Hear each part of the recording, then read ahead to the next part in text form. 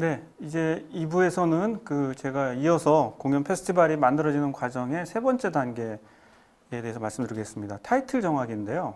이름을 잘 지어야 되죠. 여러분들도 장명을 잘 지어야 되듯이 페스티벌도 이름이 사실 한몫합니다. 이름을 잘 못 지으면 사람들이 기억하기도 어렵고 또 확실하게 이 페스티벌이나 공연의 뜻을 잘 전달이 안 될 수도 있고 그래서 어쨌든 장명을 잘해야 됩니다. 이 장명하는 것들이 사실은 굉장히 많은 토론의 시간이 필요하더라고요.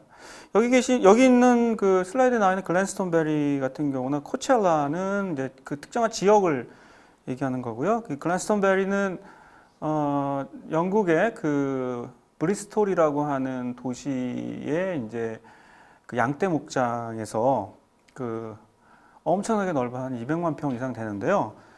이 양떼 목장에서 공연하는 기간에 양을 한쪽으로 몰고 이쪽에서 이제 그 페스티벌 엽니다. 그리고 이게 1970년대에 만들어진 아주 유서 깊은 페스티벌이고 전 세계에서 가장 유명한 음악 페스티벌 중에 하나입니다. 코첼라는 알다시피 이제 샌프란시스코에서 사막 쪽으로 가면 코첼라라는 지역이 있고요. 여기도 특히 이제 그 미디어 아트나 디자인, 시각 예술, 공연 이렇게 새로운 트렌드를 접목하는 공연이고요. 이 투모로우랜드 같은 경우는 EDM 페스티벌로 제일 유명한 벨기에에서 열리는 페스티벌인데요. 이 투모로우랜드 자체가 약간 좀 EDM을 좀 이렇게 연상케 하는 그런 이름이 아닌가 생각을 하고요. 저기 지금 시간이 없어서 이 사이트는 못 들어갔는데 여기 보시면은 이제 전 세계에서 가장 베스트 50개의 그 페스티벌을 소개한 사이트입니다. 그래서 그거 한번 나중에 기회 되실 때 한번 보셨으면 좋겠고요. 저도 이제 페스티벌 이름을 많이 졌는데 제가 진 것들 몇 개를 좀 말씀드리면 2002년이니까 20년 전쯤이네요. 30대 후반에 그때 제가 그 홍대 인디 음악인들과 함께 라이브 공연을 살리자라고 해갖고 시리즈로 했었던 공연 이름이 올드 라이브 공연이고요. 이때 4번에 걸쳐서 공연을 했습니다. 홍대뿐만 아니라 뭐 제주도에서도 하고 또 그 서울 어린이대공원에 있는 옛날 있었던 그 돔 공연장이 있었는데요. 거기서도 하고 그랬습니다. 그리고 DMZ 피스트레인 뮤직 페스티벌은 그 한반도 평화를 위한 페스티벌이었는데요. 피스트레인이라고 하는 그 이름 자체를 이제 여러분 잘 모르시겠지만은 포크송 중에 대표적인 모닝 해스 브로큰이라는 노래 혹시 아시는지 모르겠네요. 그 노래 불렀던 캣 스티븐스의 노래 중에 피스트레인이라는 노래가 있습니다. 평화를 상징하는 노래인데요. 여기서 아이디어를 따가지고 좀 길지만 DMZ 피스트레인 뮤직 페스티벌을 이름을 줬습니다. 그리고 잭천국제음악영에서 제가 나중에 좀 설명 좀 드리도록 하겠습니다. 올해까지 했었던 3년차 명인전의 그 타이틀도 굉장히 의미가 있는 장명인데요. 안숙선 명창의 두 사랑. 이거는 안숙선 명창의 그 스승이셨던 박기희 선생과 김서 선생님의 서로 다른 제자를 사랑하는 그 사랑의 마음을 장명으로 해서 표현을 했고요. 하나는 깊은 사랑이고 하나는 넓은 사랑입니다. 그래서 두 사랑이라고 이름을 적고, 그 다음에 김덕수 선생님은 이제 살아계시긴 하지만 김덕수 선생님의 모든 일대기를 다룬다는 점에서 이게 판소리 같은 뭐 배비장전이나 뭐 춘향전처럼 김덕수에 대한 모든 것을 보여준다는 점에서 이제 저희가 이름을 김덕수전이라고 했고요. 그 다음에 이제 깊은 여름이라고 하는 건 올해 그 한국 무용계 대모이신 김매저 선생님의 공연을 깊은 여름으로 졌는데요.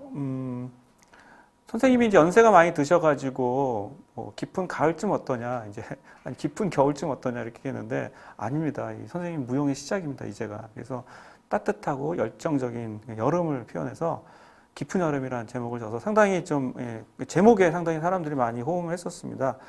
그리고 저희가 이제 한예종과 현대차정몽구재단이 같이 하는 예술마을 프로젝트 중에서 한 그 타이틀 제목 중에 하나가 낭만적 휴가였는데요. 좀 낭만적으로 휴가를 즐기자라는 그런 차원으로 이름을 줬습니다. 자세한 건 제가 나중에 설명을 드리겠는데 그 중에서 여러분들에게 투모로우랜드라고 하는 아주 정말 화려한 EDM 페스티벌의 영상을 잠깐 관람하시도록 하겠습니다.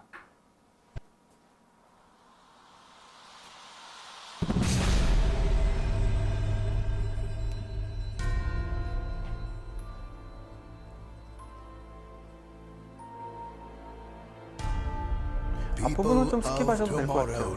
인트로덕들이 너무 길어서요. 네. 됐습니다. 그냥 됐습니다. EDM 페스티벌 스티브 아오키 나오네요. 네. 마이크 드롭이라는 BTS 노래를 같이 제작했었던.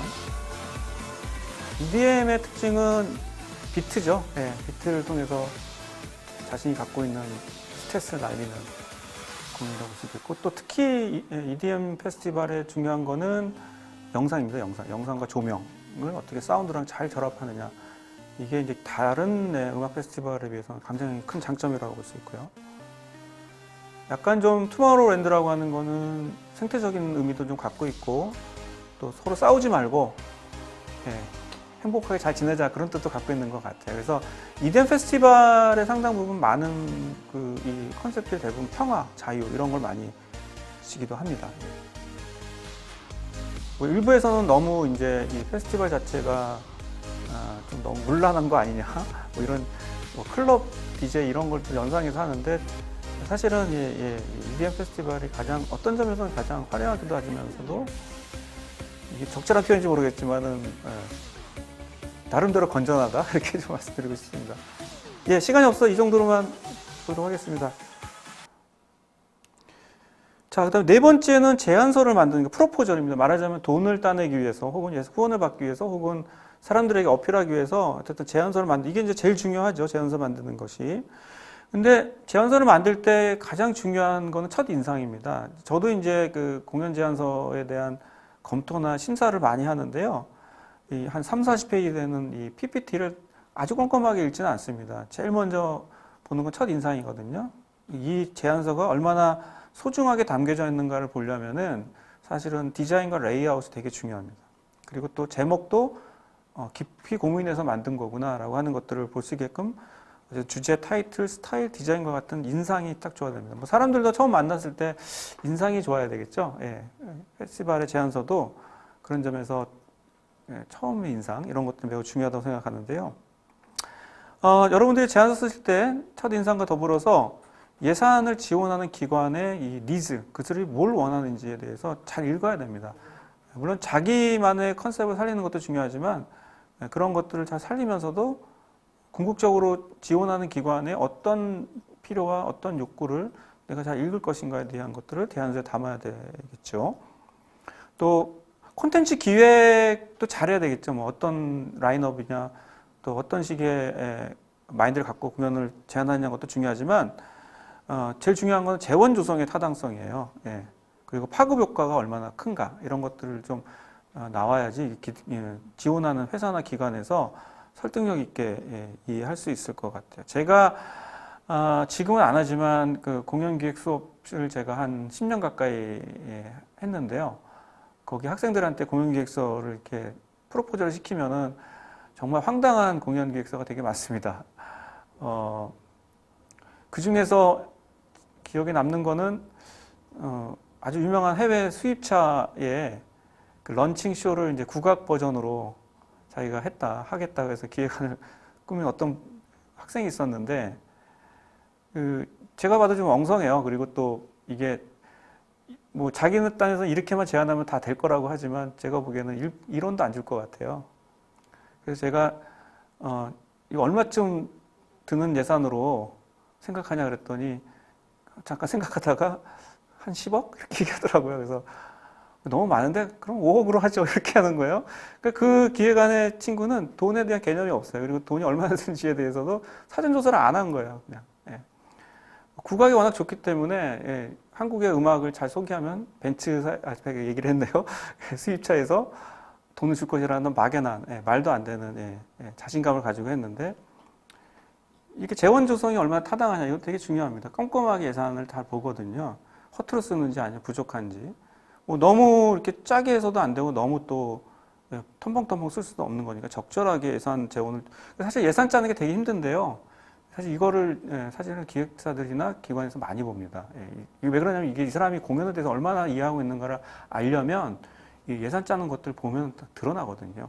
그래서 재원 조정과 관련해서 여러분들이 각별히 주의해서 만들어야 된다고 말씀드리고 싶고, 더불어서 이 파급 효과, 이 공연을 통해서 어떤 파급 효과가 있을 것인가, 기업의 홍보 효과는 어떻게 되는 것이고, 사회 메시지나 비전은 어떻게 또 효과가 될 것인가라는 것들을 잘 정리를 해줘야 되겠죠. 네. 다섯 번째 이제 중요한 라인업을 정하는 겁니다. 아티스트 섭외가 되게 중요하죠. 어떤 아티스트를 섭외할 것인가. 개런티가 많으면 많이 올 수 있겠죠. 근데 개런티로도 섭외 안 되는 가수들이 전 세계 몇 명 있습니다. 그 중에 하나가 BTS, 크리스 마틴, 콜드플레이, 아니면은 누가 있을까요? 조성진 씨도 아마 개런티가 아무리 많이 줘도 일정이 안 되면 못 할 수도 있을 것 같아요. 피아니스트 조성진 씨도요.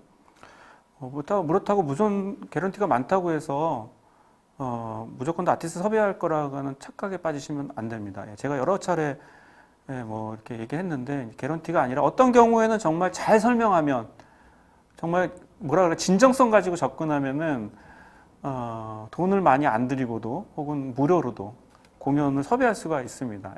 사실은 섭외 능력이 기획자의 가장 큰 능력 중에 하나죠. 인맥으로 동원할 수도 있지만 진정성 가지고 접근도 해야 됩니다. 또 한편으로는 읍수하는 것도 필요합니다. 삼고초려해서 안 되면 계속 되게 하라. 그래서 한 번에 포기하지 마시고 3번, 4번, 5번 하다 보면 그 진정성을 알게 돼서 지겨워서라도 그 읍소에 응하시는 아티스트들이 계셨어요. 저도 지금 몇 번 경험을 했었고, 결론적으로는 아무리 돈을 많이 준다고 해서 다 섭외되는 것도 아니고, 아무리 돈이 없다고 해서 섭외 안 되는 것도 아니다. 여러분들 얼마나 이 라인업에 대해서 얼마나 애정을 가지고 하느냐에 따라서 달라질 거라고 생각이 들고요. 사람들이 생각하기에 페스티벌 공연의 핵심은 누가 나오냐입니다. 라인업이 누구냐, 이게 제일 중요한데요. 라인업은 공연 페스티벌의 하이라이트라고 볼 수 있겠죠. 근데 요즘은 라인업 소개 같은 경우는 한 번에 하지 않습니다. 특히 페스티벌 같은 경우에는 섭외되는 시간도 조금 다르기 때문에 1차, 2차, 3차, 어떤 경우 4차에 걸쳐서 하기도 하고요. 뭐 전날에 긴급 공지되는 경우도 있고 합니다. 여기 보시면 코첼라하고 인천 펜타포트 락 페스티벌하고 잘하는 재즈 페스티벌에 이렇게 요즘은 포스터의 라인업은 이미지보다는 워낙 아티스트들이 많기 때문에 이렇게 누가 나오느냐가 중요한 거여서 아티스트 이름을 나열하는 게 요즘 대세입니다. 여기 보시면은 이게 아마 2019년인 걸로 알고 있는데요. 찰리스 감비노는 그때 미국에서 가장 힙했던 뮤지션이고, 1975도 힙한 아티스트고, 뒤에 맨 끝에 보시면 블랙핑크가 있습니다. 블랙핑크가 코첼라에서 거기서 굉장히 큰 반향을 일으켰다고 하더라고요. 여기 뭐 템플 임팔라는 아주 생태적인 사운드를 구사하는 팀이고요. 아리아나 그랜드는 여러분 너무 잘 아시는 대표적인 여자 같습니다. 이렇게 헤드라이너급들을 좀 크게 표시하고, 그 다음에 이제 세컨 라인업은 좀 중간 정도, 그 다음에 이제 다른 출연진들은 좀 작게, 이렇게 해서 라인업의 글자 크기가 어쨌든 아티스트의 위상을 좀 확인할 수 있는 거라고 볼 수 있겠습니다. 요거별로 또 아티스트별로 티저 영상도 만드는 것도 되게 중요하고요. 자, 그럼 6번째 말씀드리고 싶은 것은 홍보물 제작하기입니다. 웹포스터, 티저 영상 만들기, SNS 홍보하기, 보도자료 뿌리기, 이런 것들이 앞으로 이제 라인업이 정해지게 되면 일정 기간 동안에 이제 기간을 두고 이 홍보물을 제작하고 적극적으로 페스티벌이나 공연을 홍보를 하겠죠. 여기 보시면 아델하고 밥 딜런의 월드 투어, 그리고 브레이크 더 사일런스라고 하는 페르소나라고 하는 제목의 또 월드 투어 포스터가 적혀 있는데요. 대부분 다 이 콘서트 같은 경우에는 이제 아티스트의 사진을 주로 많이 쓰고, 페스티벌 같은 경우에는 거기 페스티벌에 적합한 컨셉에 해당되는 이미지를 많이 쓰는 경우가 많습니다. 공연 포스터 하나가 효자 노릇을 할 때도 있습니다. 공연 포스터를 잘 만들어야 됩니다. 좀 파격적이기도 하고 또 새롭게 만들어야 되고요. 또 이 공연 페스티벌을 사전에 어떻게 기획했나를 잘 설명해 주신 티저 영상도 잘 만들면 이게 또 홍보 효과가 굉장히 많이 될 수 있습니다. 그리고 콘텐츠 크리에이터들을 위한 SNS 홍보, 아까 제가 설명드렸던 예술마을 프로젝트의 콘텐츠 크리에이터들이 이 축제에 대해서 사전에 설명하고 또 사후에 또 설명하는 식으로 해서 말하는 축제를 콘텐츠 영상으로 남기는 그런 일들을 했고요. 또 보도자료도 또 잘 써야 됩니다. 보도자료 쓰는 게 생각보다 이렇게 쉽다고 생각하는데 그렇지 않습니다. 굉장히 너무 또 분량이 많아도 안 되고 분량이 또 너무 적어도 안 되고 기자들이 기사를 잘 쓸 수 있도록 하는데 요즘 보도자료는 대체로 다 그냥 기자가 기사 쓰듯이 이렇게 나갑니다. 그냥 개요만 설명하는 것이 아니라 아예 기자가 기사 쓰듯이 이렇게 보도자료에 아주 서술식으로 쓰는 경우가 되게 많은데요. 그렇게 해서 기자들이 좀 편하게 하려고 하다 보니까 이게 보도자료에 똑같은 기사, 똑같은 내용만 계속 반복되는 경우가 있는데 그런 것들은 조금 문제가 아닌가 싶고요. 자, 여기서 티저 영상 하나를 좀 보겠는데요. 아까 좀 이어서 콘텐츠 크리에이터가 만든 이 예술마을 프로젝트의 티저 영상, 티저 영상이라보다는 이 축제 자체를 소개하는 그 영상을 하나 잠깐 보시도록 하겠습니다. 오징어 게임을 아마 연결해서 한 것 같아요. 예.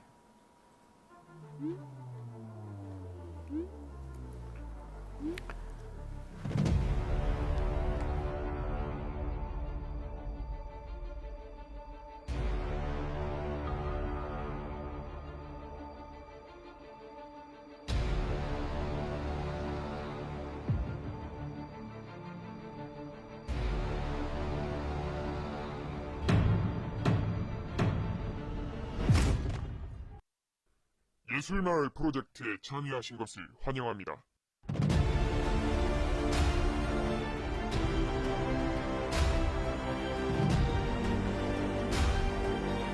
이렇게 홍보하는 콘텐츠들은 그 당시에 가장 핫했던 이슈들을 좀 패러디해서 하는 경우가 되게 많고요.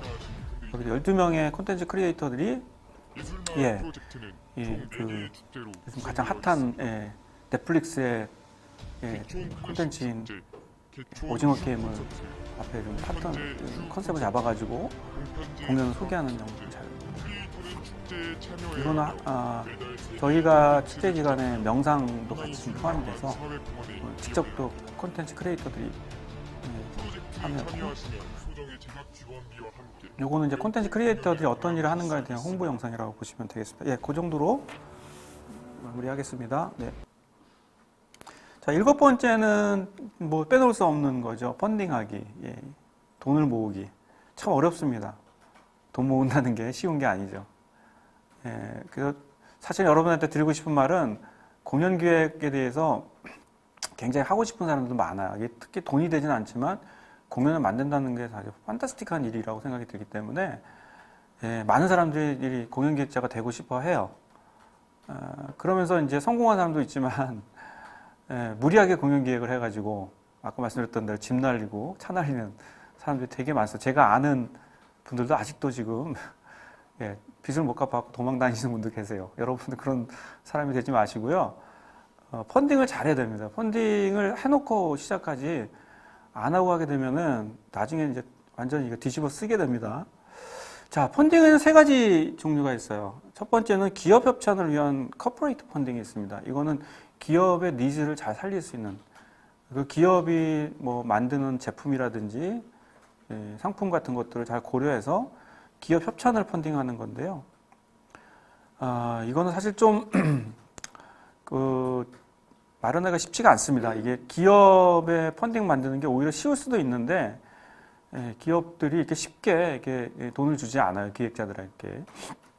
그래서 어쨌든 이거는 좀 한 번에 안 됩니다. 그래서 한 번에 안 된다고 해서 이걸 포기하지 마시고 계속 홍보 담당자하고 계속 인맥을 쌓아 나가시고 또 계속 커뮤니케이션 하면 언젠가는 기업 협찬을 받을 날이 올지 않을까 생각하고요. 그 다음에 이제 공익 펀딩이죠. 공익 펀딩은 이제 중앙정부나 지방자치단체나 공익재단의 예산을 저희가 펀딩을 받는 건데 이거는 사전 공모 작업이 있고요. 사전 공모는 말 그대로 비딩, 그러니까 경쟁으로 해서 이거를 이제 따내는 방식이 있습니다. 그 제안하고 또 발표를 해가지고 이런 공익 펀딩 중에서 이 비딩하고 그 제안서를 만들어서 경쟁하는 것도 있고 또 먼저 선 제안을 해서 그 경쟁 입찰 없이 가는 경우도 있는데요. 이 부분과 관련해서는 아직 굉장히 많은 네트워크가 필요하고 또 투명한 그런 프로세스가 되게 중요하다고 생각하고요. 그 다음에 소셜 펀딩입니다. 요즘 많이 하는 거죠. 아예 정부 돈 안 받겠다, 기업 돈 안 받겠다. 내가 하고 싶어하는 그 공연 기획을 지지하고 응원하는 네티즌들에게 나를 좀 후원해 주세요라고 하는 그런 식의 소셜 펀딩을 또 제안하기도 합니다. 그래서 최근에 이런 클라우드 펀딩이 유행이 돼서 어떤 경우는 굉장히 많은 소셜 펀딩을 받기도 하는데요. 이런 부분들도 같이 고민해 주셨으면 좋겠습니다. 계속 지나갈까요? 자, 그 다음에 8번째는 셋업하기입니다. 이제 돈을 딱 모았어요. 그러면 이제 공연이 얼마 남지 않았습니다. 뭐 페스티벌 한 2, 3일 전에, 뭐 굉장히 큰 페스티벌은 일주일 전에 셋업이 들어갔는데요. 셋업이 됩니다. 이 셋업은 크게 보면 이제 무대, 음향, 조명, 영상, 중계, 편의시설 이런 것들을 셋업하는 겁니다. 조금 다르긴 하겠지만 하드웨어 말하자면 전체적인 장비를 셋업하는 순서는 먼저 무대를 만들고 거기에 해당되는 무대가 자리를 잡으면 그 주변에 트러스를 쌌습니다. 이 트러스는 3가지 종류가 있는데 여기 나와 있는 식의 트러스가 있고요. 그 다음에 여러분 아실지 모르지만 아시바라고 하는 얇은 철제로 되어 있는 게 있고요. 그 다음에 갑자기 생각이 안 나는데요. 라이너라고 하는 게 있습니다. 그건 굉장히 강한, 그거는 엄청나게 큰 공연 페스티벌의 그 무게를 지탱하기 위해서 또 조명 같은 것들을 많이 달기 위해서 만드는 무대의 한 종류입니다. 그러고 나서 이제 트러스가 만들어진 무대 세트가 만들어지게 되면 거기에 이제 조명을 먼저 달고요. 조명이 다 마무리가 되면 음향이 이제 달립니다. 음향은 크게 2가지 형태가 있습니다. 실링이라고 해서 이제 플라잉으로 해서 이렇게 공중에 매나는 방식이 있고요. 그건 굉장히 큰 페스티벌이죠. 그리고 이렇게 물건을 쌓듯이 이렇게 스피커를 쌓듯이 하는 걸 스택 구조라고 합니다. 그렇게 음향을 달기도 하고요. 또 굉장히 큰 페스티벌 같은 경우는 페스티벌의 스피커들이 이렇게 일렬로 되어 있지 않고 이렇게 웨이브로 이렇게 굴곡이 되어 있잖아요. 이걸 라인 어레이라고 하는데요. 이거는 그 안에서 사운드의 저음, 중음, 고음을 다시 동시에 구사할 수 있게끔 되어 있습니다. 그리고 나서 마지막으로 LED를 설치하는 게 이제 일반적인 순서고요. 이거 순서대로 가지는 않습니다. 근데 일반적인 순서가 이렇다는 걸 알려주고요. 그 다음에 무대는 어쨌든 기본적으로 3가지의 여러분들에게 주의사항을 들자면 무대는 튼튼하게, 당연한 말이긴 하지만 트러스는 안전하게, 조명은 개념 있게. 조명의 개념 있단 말이 무슨 말이냐면 그 공연의 색깔들을 잘 반영해야 돼요. 그러니까 아티스트의 공연에 들어가는 곡을 사전에 연구하지 않고 그냥 무작위로 연출하게 될 경우에는 곡하고 조명이 안 맞는 경우가 있습니다. 근데 사실은 제대로 된 조명을 하려면 그날 공연되는 모든 곡, 셋리스트를 다 파악하고 다 분석해서 거기에 맞는 조명을 만들어야 돼요. 지저분하거나 뭐 일관성이 없으면 안 됩니다. 그래서 조명을 개념 있게 해야 되고요. 음향은 균형 있게 해야 됩니다. 사실 음향 같은 경우는 많은 사람들이 생각하기에 그냥 크게만 나오면 다 좋겠다고 생각하는데요. 그렇지는 않습니다. 그러니까 사실 음향 기술사들의 성향에 따라서 이 사운드 오퍼레이터가 이 결과가 다 다른데요. 굉장히 꼼꼼한 거를 좋아하시는 음향 오퍼레이터들은 이 밸런스를 되게 중시합니다. 근데 이렇게 뭐라 그럴까요? 성격이 좀 활발하고 활달하고 좀 급하신 분들, 좀 이런 분들, 진취적인 분들, 열정적인 분들은 주로 파워를 되게 강조하죠. 그래서 파워냐 밸런스냐라고 하는 것들이 음향을 만들 때 굉장히 중요한 기준이 되는데요. 그래도 기본적으로 아무리 파워가 좋다 하더라도 균형은 가져야 되니까 음향은 균형 있게 가야 됩니다. 그리고 LED는 화려하게 이렇게 좀 말씀드리고 싶고, 이렇게 얘기하더라도 제일 중요한 건 뭐냐면요. 셋업할 때 제일 중요한 원칙은 안전입니다. 안전하지 않은 셋업 큰일 납니다. 실제로 꽤 오래전에 여름에 좀 무리하게 셋업하다가 떨어져 갖고 돌아가신 분이 계세요. 음향 쪽 스태프들이. 또 공연장에서도 떨어져 가지고 안전사고가 나는 경우가 간혹 있는데요. 절대로 그러면 안 됩니다. 안전하게 가야 되고요. 그다음에 협업을 잘해야 됩니다. 왜 그러냐면 여기 말씀드렸던 대로 무대, 그다음에 트러스, 조명, 음향, LED가 각각 전문 업체들입니다. 이들끼리 잘 소통이 안 되면요, 셋업 기간이 굉장히 늘어나요. 그리고 서로 싸우게 되면 이게 제대로 정리가 안 됩니다. 그래서 보통 이제 공연 셋업은 오랫동안 같이 했던 팀들끼리 같이 움직이는 경우가 있는데 간혹 가다가 이제 일정이 안 되거나 뭐 특별한 것 때문에 뭐 조명은 따로 한다거나 음향은 따로 하게 될 경우에 조금 마찰은 생기는데 어쨌든 안전하고 잘 협업하는 게 가장 중요한 원칙이 아닌가 생각을 합니다. 그 다음 9번째 말씀드리고 싶은 것은 QCT를 만드는 겁니다. 이 QCT도 잘 만들어야 돼요. 이거 상당히 전문 영역에 속하는 부분이라고 볼 수 있겠습니다. 특히 그 프로그램별로 리허설 시간대, 본 공연 타임라인 짜는 게 되게 중요합니다. 이거 잘못 짜다가는 뒤죽박죽되고 리허설 엉망으로 하고 또 공연 시간이 늘어지게 됩니다. 제가 언제 한번 알고 있는 공연 중에서 셋업이 늦어져가지고, 원래 8시에 시작했던 공연이 11시에 시작하는 경우도 있었어요. 네. 그리고 하나는 공연을, 여러분들이 굉장히 큰 라이브 공연을 하는데 다 갖춰졌는데 공연을 못 하잖아요? 공연이 시작이 안 돼요.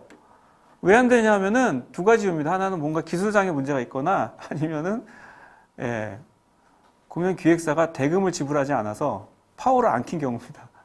보통 하도 이렇게, 예, 떼먹는 경우가 많아가지고 공연 기획사가 하드웨어 팀을 제일 먼저 주는 게 제일 나중에 줘요.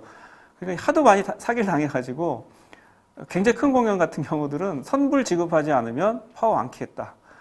제가 실제로 본 것 중에서, 예, 해외 공연이었는데요. 그 해외 공연의 시작을 안 하더라고, 40분 넘게. 그래서 그때 같은 기자랑, 예, 신문사 같은 기자랑 같이 봤는데, 그래서 왜 그러냐 그랬더니 저거 분명히 대금 지급을 안 했을 거라고 얘기합니다.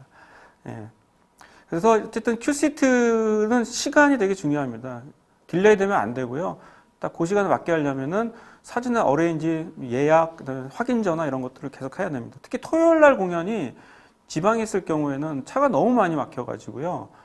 이게 마치 뒤죽박죽 됩니다. 그래서 그런 부분들 충분하게 아티스트한테 소개를 해줘야 되는 거고요. 또 라인업 정하거나 시간별 테크니컬 라이더가 되게 중요합니다. 어떤 아티스트들이 어떤 장비와 어떤 악기를 쓰는지를 꼼꼼하게, 그리고 그것이 도면을 그려서 어느 위치에 있는지를 미리 갖고 있어야지만 셋업할 때 빨라질 수 있습니다. 그 리허설, 그리고 본 공연, 이런 필요한 장비들 리스트를 잘 한 페이지에 잘 이렇게 일목요연하게 정리하는 기술이 되게 필요하고요. 그리고 여러분들 리허설 할 때는 가능하면 거꾸로 해야 됩니다. 왜 그러냐면은 마지막 팀부터 해야지, 안 그러면은, 예, 첫 번째 팀이 마지막으로 리허설 해갖고 바로 들어가야 되는데 그게 안 되면은, 예, 장비를 다시 다 뜯어 고치고 교체해야 되는, 예, 그런 수고를 덜기 때문에 가능하면, 예, 리허설은, 예, 공연 순서 거꾸로 하시는 게 좋겠다라는 말씀 드리고 싶고요. 또 사전에 아티스트와 하드웨어 기술팀 간에 충분한 소통을 해야 됩니다. 현장에 와가지고 아티스트하고 기술팀하고 소통이 안 되게 되면은, 저는 이런 거 되게 많이 봤거든요. 심지어는 막 싸우고 나가는 경우도 있고, 아티스트가 나가는 경우도 있고, 제작팀에서 나가는 경우도 있는데, 저 아티스트랑 나는 안 하겠다, 막 이렇게 하고, 저 엔지니어하고는 안 하겠다, 막. 왜 그러냐면 대부분 다 뭐냐면은 사전에 소통이 안 됐기 때문에 되는 경우가 되게 많습니다. 그래서 큐시트 만들 때는, 예, 여러 번 만들면 안 됩니다. 이게 버전이 막 하루에 3-4개씩 바뀌게 되면 헷갈립니다. 가능하면, 예, 큐시트가 하나만 돌아다니게끔 그날, 물론 이제 급박하게 바뀌는 거는 있겠죠. 그렇지만 가능하면 하루에 그 당일날에는 큐시트가 하나만 돌아다니게끔 사전에 충분하게 준비를, 예, 해야 된다고 생각을 합니다. 자, 그다음 10번째인데요. 10번째는 이제 공연을 실제로 진행하고 이제 철수하는, 예, 과정입니다. 관객들은 사실은 이제 공연을 보고 가기 때문에 철수 과정을 보지 못하죠.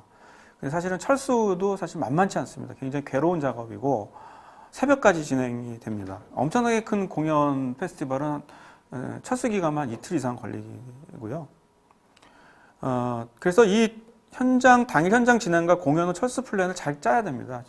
철수 계획도 잘 안 짜게 되면은, 돈도 많이 들기도 하고 또, 안전사고에 또 문제가 되기도 하죠.